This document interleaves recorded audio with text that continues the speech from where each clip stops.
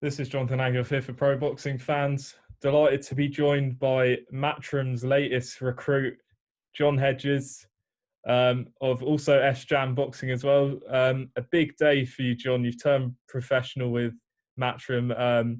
First of all, how you doing? And yeah, you must be sort of over the moon. Yeah, I'm absolutely buzzing.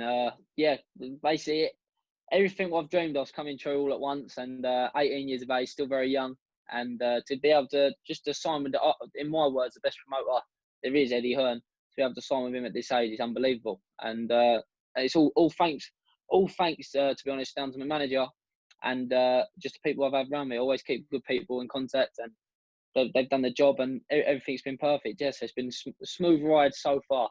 Obviously, there's going to be problems, but so far I can't complain. Has this all come pretty quickly? Because I know you signed with Sam Jones and S-Jam only a few months ago. So has it all come very quickly?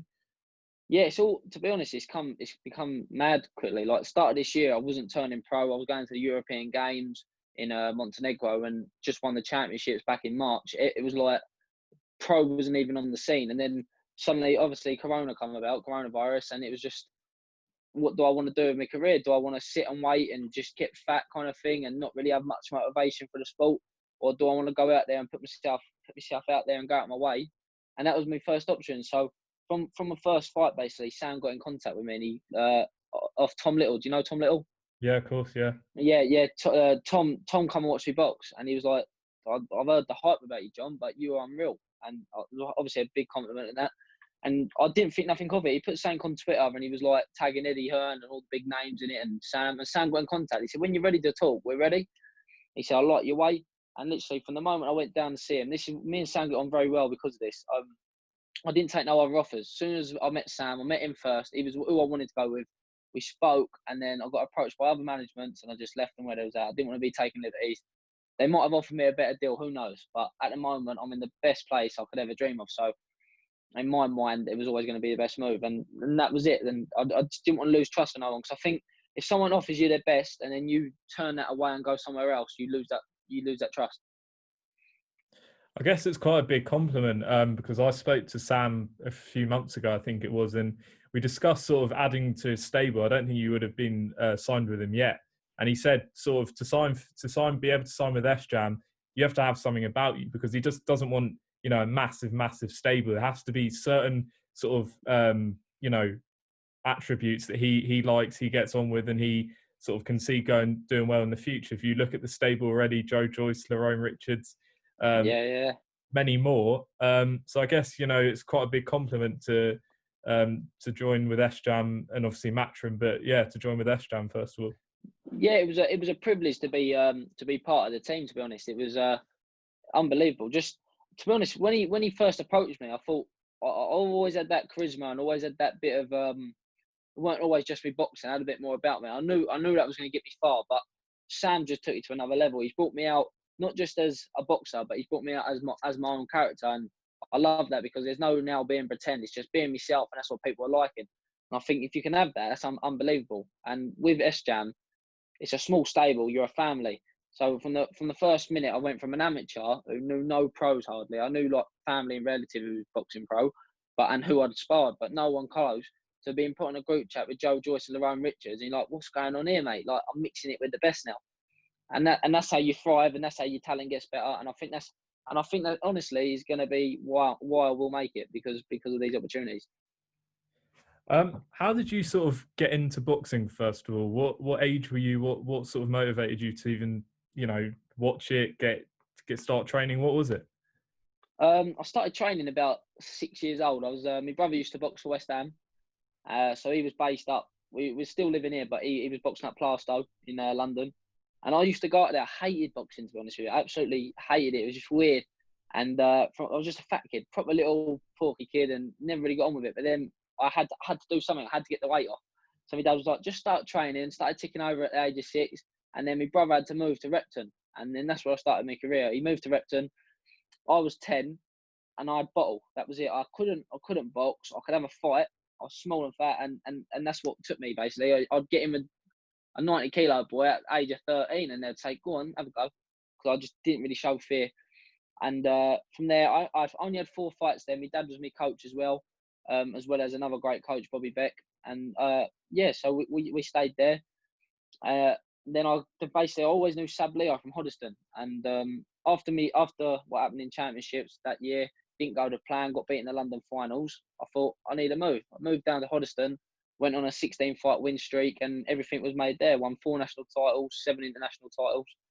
And yeah, I'd never looked back, and that was all with Sab Leo, head coach. I mean, who specifically sort of you know, of the past or the present do you sort of look up to? Are there any particular fighters you sort of watch and things? I've always been a big Andy Lee fan. Even though obviously Billy Joe beat him, Billy Joe's a great fighter. I'm a big fan of him as well. Andy Lee boxes a bit like myself. He's a southpaw. He's very sharp.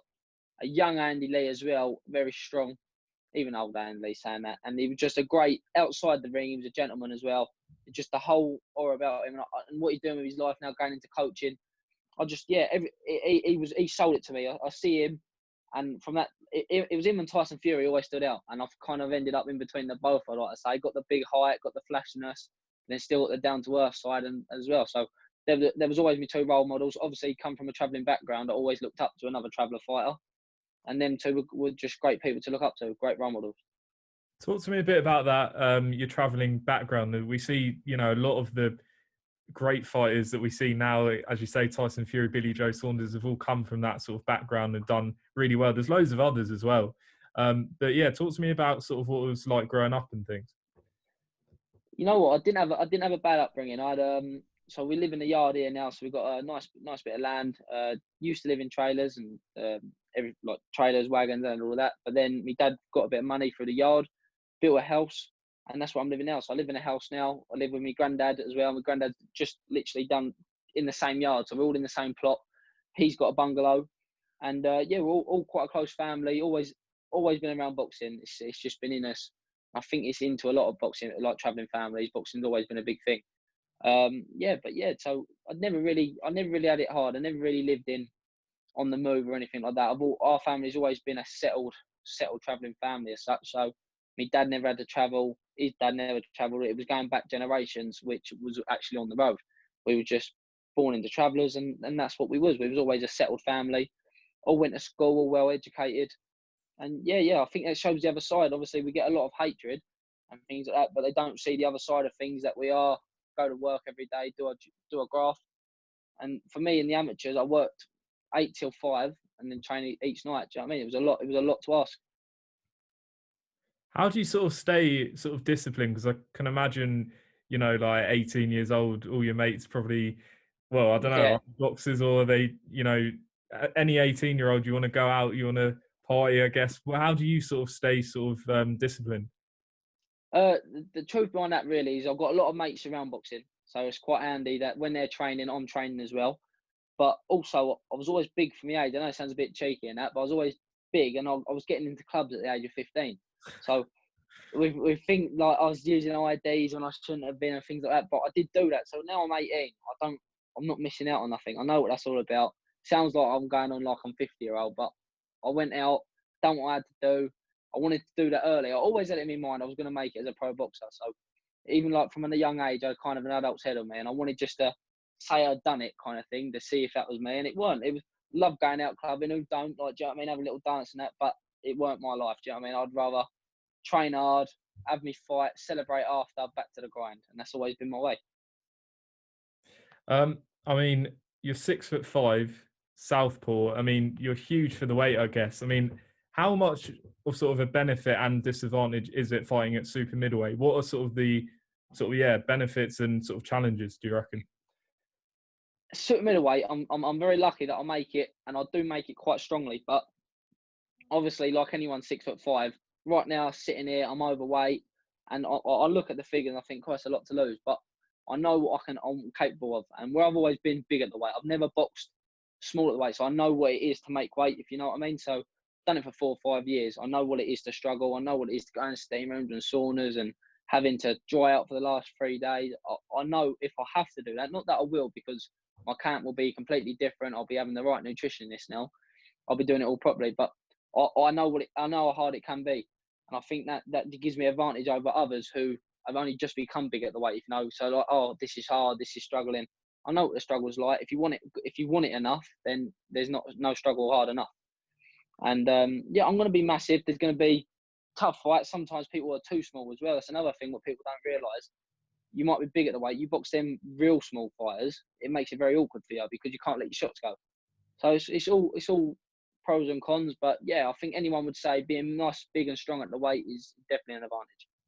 Who have you sparred? Have you sparred any sort of current professionals right now? Yeah. So getting ready for the youth championships, I sparred multiple rounds with Denzel Bentley, fighting for a British title. Yeah. Me and Denzel done loads, mainly because he was a bit lighter than me, but he was a dangerous puncher. He's got a great knockout record, and that was what I was practicing, keeping it long. And the fella can hit. But me and him would stand there and trade. So always give a big shout out to Denzel because he had a lot of respect for me, being my age and everything. And when we got in there, it was war zone, coming out best mates again. So yeah, Denzel, young James Branch over Peacock as well. He's a bit heavier than me, but me and him get on like best mates. So he gives me move rounds. Umar Sadiq, boys like that. Conor Wright also is in my club. He's 8-0. He's very overlooked. He's not really got the publicity he deserves. He's 8-0, and another cracking fighter. Conor is. Great sparring for me. He weighing light heavy at the moment, but he makes welter. So he's a massive. He's like 6'3", so he's even bigger than me sometimes for the weight. And Danny Dignam also. He's basically like me cousin. We're with each other all the time. So me and him had cracking rounds. My best mate Henry Turner, another upcoming prospect. So yeah, I've had some good rounds in with some decent pros. Reading sort of the press release which came out today, there's quite a lot of interesting quotes that you said. Sort of, you're aiming to be sort of the youngest ever world champion.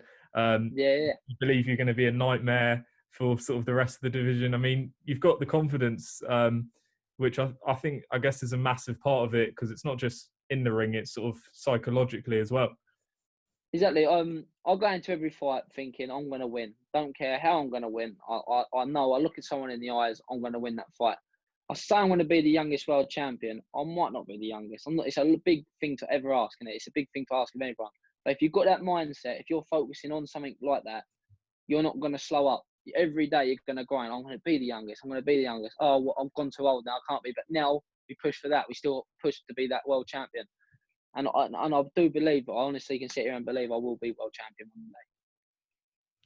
one day. Just touching on, obviously, signing with Eddie Hearn and Matchroom, were there any other sort of offers or possibilities, and why specifically Eddie Hearn and Matchroom? Yeah, without going into too much detail kind of thing, there was other offers and I was approached by other promotions and that. But in my head, it was always, when I signed with Sam, he said to me 2 questions. He said, why do you box? Trying to get to know me. Who do you want to sign with? And my first words out was Eddie Hearn. So he made his promise. He went, listen, you're going with Eddie Hearn. I'll get you with Eddie Hearn. At the time, I'm thinking, it's not happening, mate. Like, do you know what I mean? I'm 18, 17 years old. He said, John, listen, with your what you've got going for you, it'll work. And he did. He lived up to his word. He made the dream a dream a reality.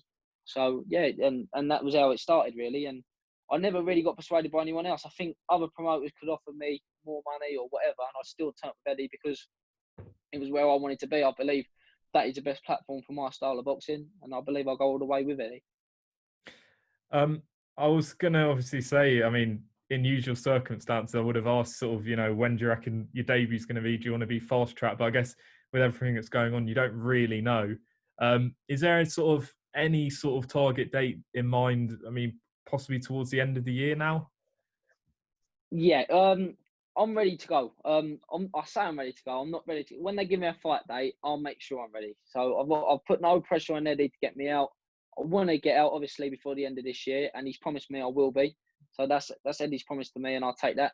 But when and where, there is no telling. I sell a good ticket. I've got a good crowd, a good following of people who I know will turn up. So if we could have it with a public audience, obviously it'd be better for me.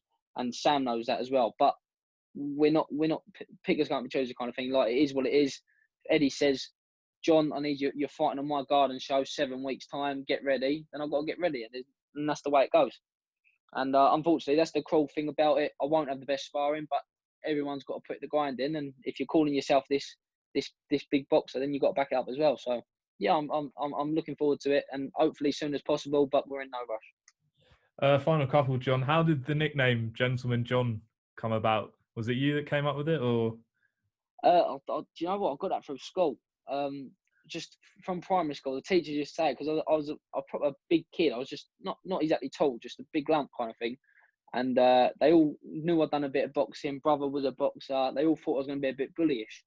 And when I first come to the school, I joined a bit late, and they come over to me and they was like, keeping eyes on me, keep watching me. And the teachers used to say, "This, you don't need to watch this kid. He's a gentleman." And it just stuck with me all the way. Done a bit of football. They called me Gentleman John in football. Then went on to boxing, and it just stuck with me. And it was one of them things. What a lovely nickname to have. Being nice outside the ring, being nice inside the ring, or whatever you got to do.